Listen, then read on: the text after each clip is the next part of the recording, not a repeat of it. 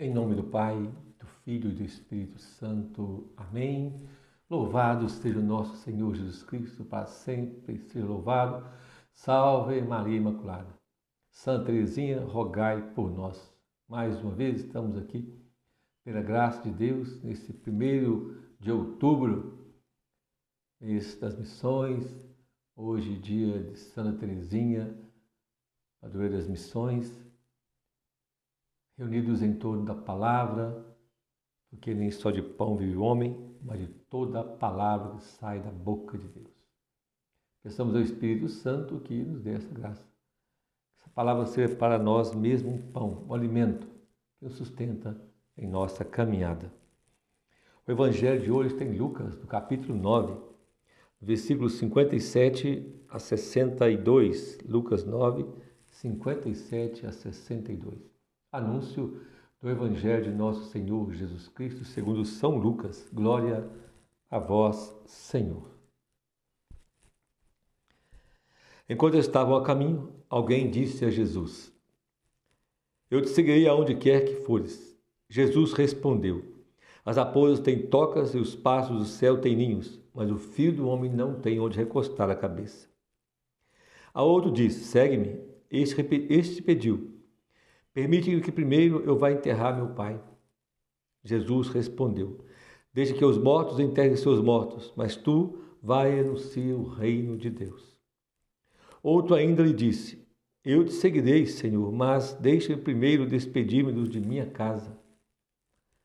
Jesus, porém, respondeu-lhe: Ninguém que põe a mão no arado e olha para trás é apto para o reino de Deus. Palavra da salvação, glória a vós, Senhor. Hoje, celebrando Santa Teresinha, padroeira das missões, que não fez missão, que nunca saiu do Carmelo para nenhuma missão, mas ela tinha um desejo muito grande de sair, de anunciar, mas depois, e com angústia no coração dela, buscando essa vontade de Deus na sua vida, porque algo incomodava Santa Teresinha, ela então encontrou nas cartas de São Paulo, meditando a palavra de Deus, a resposta para a sua vida. Sobre a carta de São Paulo, os capítulos 1 Coríntios 12 e 13, quando fala dos ministérios, serviço, dos pregadores, dos profetas, dos apóstolos, a riqueza da Santa Igreja nos ministérios, nas vocações, mas ela encontrou então aí na carta de São Paulo, no final do capítulo 13, quando fala do dom maior, do amor, da caridade, ela então decidiu, então eu vou ser o amor na igreja. Ela então decidiu amar. E amando no convento, amando primeiro as freiras, as suas irmãs, ali ela viveu a vontade de Deus, ali ela amou, ali ela foi humilde, ali ela deixou-se moldar por Deus, viu a caridade ali, e ao mesmo tempo ela se sentia em toda a igreja. Ela se sentia que estava com os profetas, com os mártires, com os doutores, com os apóstolos, ela se sentia na igreja, no corpo de Cristo, e amou a igreja, e intercedeu pelos missionários, pela igreja, por todos os ministérios da igreja, ela intercedia.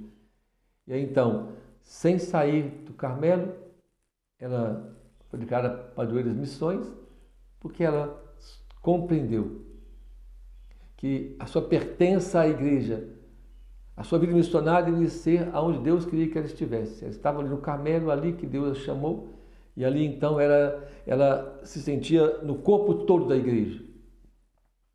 No corpo todo da igreja. Isto é o seguimento a Cristo. Santa Teresinha foi capaz de despojar de si mesma, de deixar tudo por amor a Cristo. E por amor a Cristo, amor à igreja. E amou a igreja, amou os irmãos, amou as irmãs do convento, e amou aqueles que ela nem conhecia, amou a igreja. São as exigências do seguimento de Cristo. Quando eu despojo da minha vontade, numa atitude da minha liberdade, escolho a Cristo. Teresinha escolheu a Cristo, escolheu o amor. E aí então ela se alegrou no lugar que ela está. Porque o santo só é santo quando ele é capaz de compreender a vontade de Deus e se alegrar na condição em que ele está. E na condição em que ele está, ele viver o amor, viver a misericórdia, na condição em que ele está no momento da vida dele, ele ama Cristo e compreende que naquele momento esta é a vontade de Deus.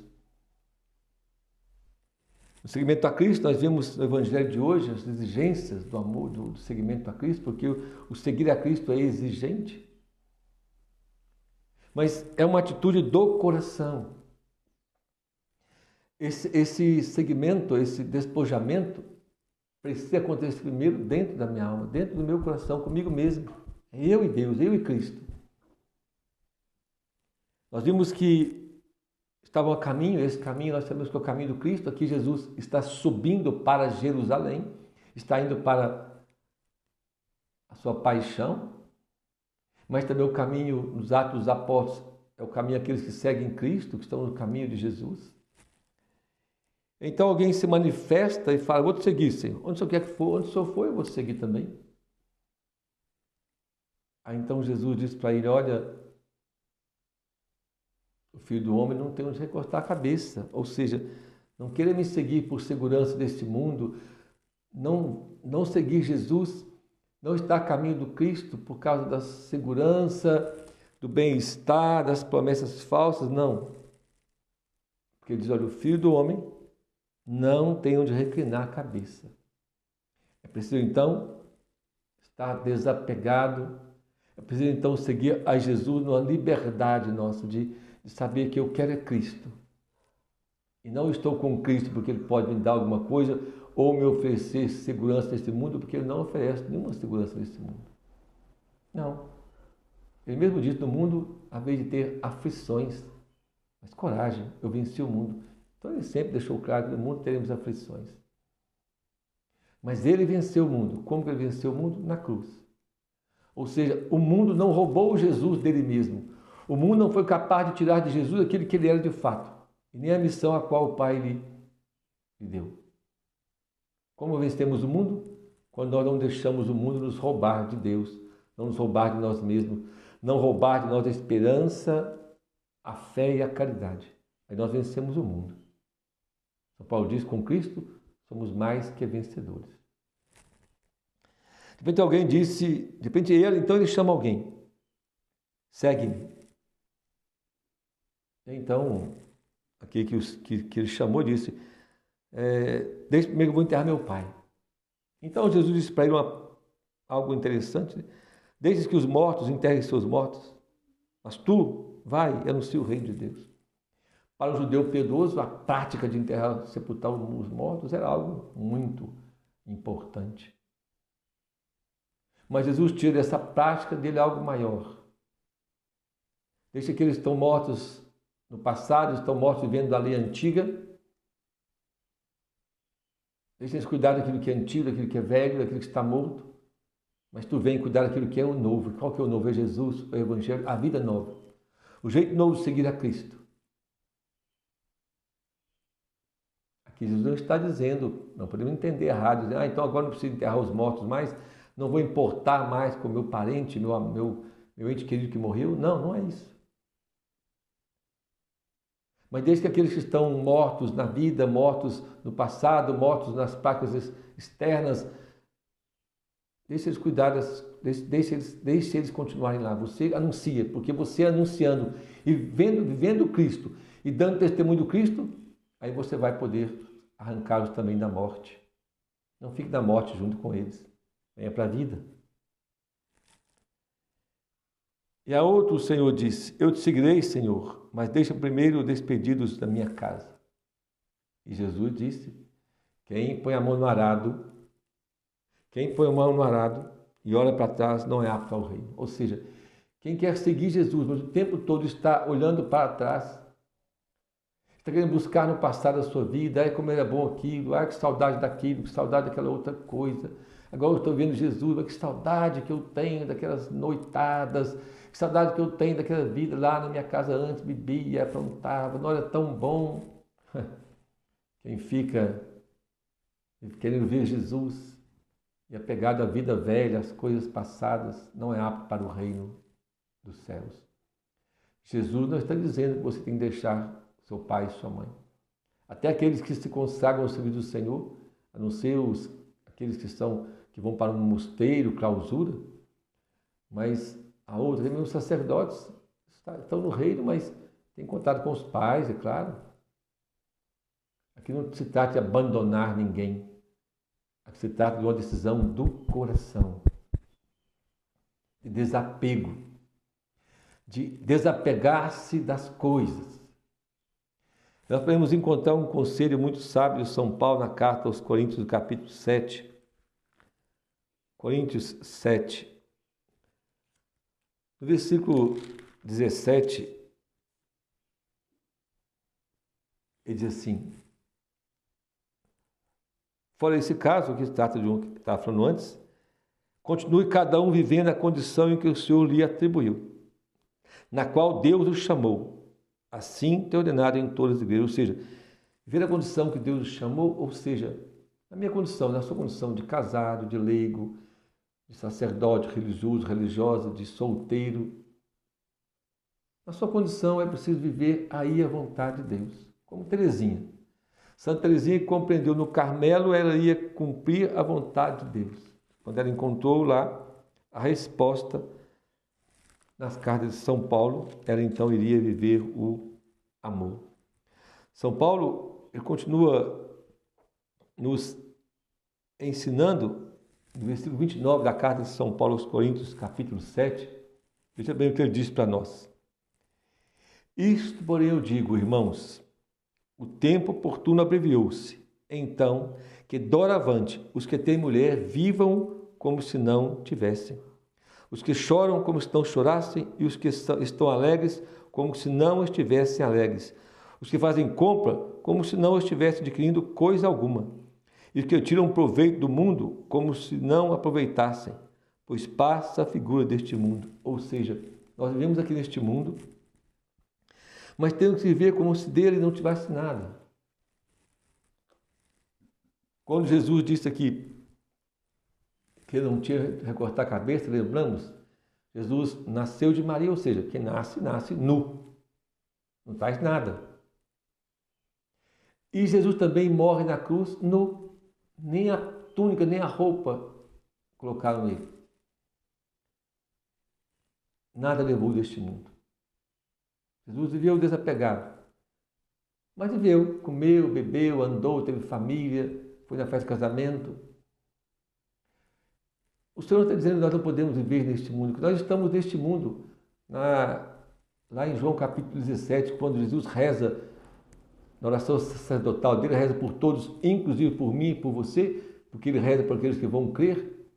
Ele diz lá, não peça que os tire do mundo, porque eles estão no mundo. Mas ele reza porque nós, neste mundo, podemos dar testemunho dele. Neste mundo, sermos felizes aqui, mas não com as coisas deste mundo. Sermos felizes aqui, mas crendo no Senhor e colocando nossa confiança nele. É isso que o Senhor nos chama. Como Teresinha nos ensina isso.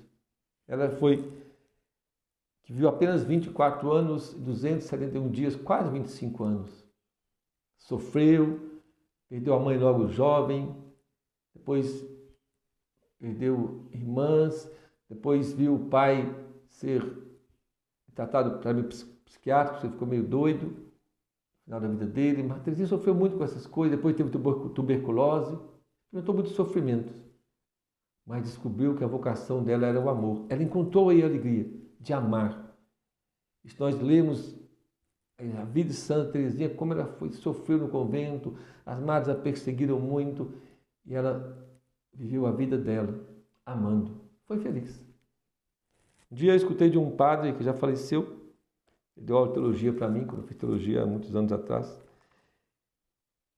Ele dizia, Silvio, os santos são as pessoas mais felizes deste mundo. Sim, é verdade. São os mais felizes porque neste mundo, em meio a tribulações e dificuldades, encontram no amor, encontram em Cristo a resposta para as suas vidas. É em Cristo. E aí, nele, com ele, por ele, nós vamos amando e aprendemos a viver o amor, despojando das coisas. Porque, na verdade, quando nós estamos agarrados nesse mundo, tudo nos entristece. Às vezes, por pouca coisa, perdemos nossa paz. Uma dor de cabeça tira a nossa paz. Uma coisa que quebra em casa perde a nossa paz. Você já viu pessoas que se estressam porque quebrou um copo, uma taça, que, nossa, a pessoa desequilibra às vezes. Por que nós agimos dessa forma? Porque nós colocamos nessas coisas. Podemos ter. Nós estamos vendo aí, mais do que nunca, a igreja falando sobre isso. Ontem mesmo eu ouvi o Frei Gilson falando sobre isso. Ter dinheiro não é pecado, ser rico não é pecado. Mas eu posso ser pobre e estar no pecado, porque às vezes na pobreza, eu estou apegado à minha pobreza, e às vezes eu nem quero deixar de ser pobre, porque daquilo eu tiro proveito. Tem pessoas que tiram proveito da pobreza, explorando os outros. Olha que tristeza isso. A pobreza que poderia me conduzir para o céu pode conduzir para a perdição. Então, não é nesse mundo, não é na condição desse mundo, no sentido de possuir coisas, ter mais ou menos. Não é isso que faz um santo. Nós tivemos na história dos santos, na história da igreja, santos que foram ricos. Mas é o nosso coração, é como nós vivemos nossa vida, como nós enfrentamos esta vida, como nós vivemos neste mundo, no trabalho, na família, no ter, nas coisas, diante desse mundo, como eu reajo, é aí. É aí que está a exigência do segmento, quando eu vou despojando da minha vida por amor a Cristo. Quando eu vou suportando o sofrimento, as dificuldades da vida por amor a Cristo, cheio de esperança, ainda em meio às lágrimas e sofrimento, mas o meu coração está alegre em Cristo. Porque a minha alma está em paz, porque está em Cristo e com Cristo, porque Ele é a minha riqueza, Ele é o meu bem maior. Salmo 37, versículo 4, diz assim o salmista: põe tuas delícias no Senhor e te concederá os desejos do teu coração. Entrega ao Senhor o teu caminho, espera nele e ele agirá. Fará brilhar como luz a tua justiça e o teu direito como o sol do meio-dia. Descansa no Senhor e espera por ele. Não rivalizes com quem prospera no seu caminho, com aquele que tama a cidade. Não rivalize com este mundo, não rivalize com os problemas deste mundo. Mas veja bem o que diz o salmista: põe tuas delícias no Senhor. As exigências do segmento que Jesus, nós escutamos hoje em São Lucas, é isso. É quando eu coloco a minha vida, minhas delícias, ou seja, minha esperança, minha alegria no Senhor. E Ele vai conceder o desejo do meu coração. E qual é o desejo do meu coração? Servir ao Senhor, amar o Senhor e amar tudo que Ele ama. Aprendi há um tempo atrás esta oração: Senhor, dá-me a amar tudo que amaste na cruz e desprezar tudo que desprezastes.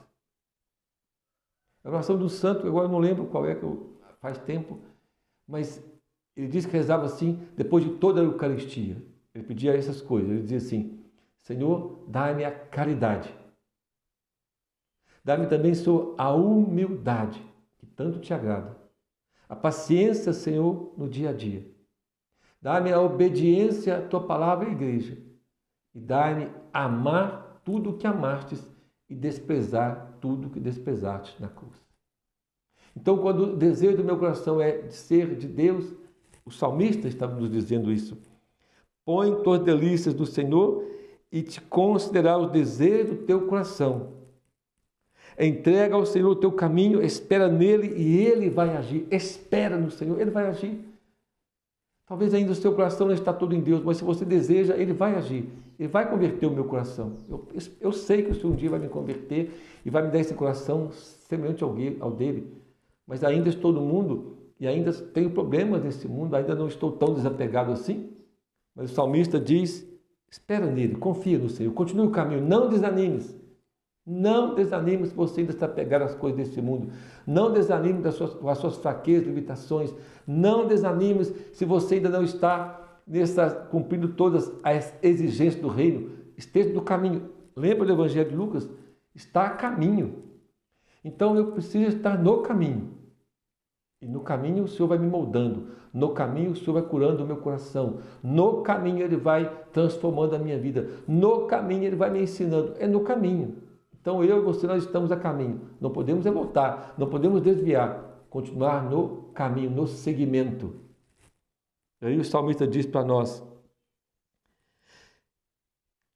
fará brilhar como luz a tua justiça e o teu direito como o sol do meio-dia.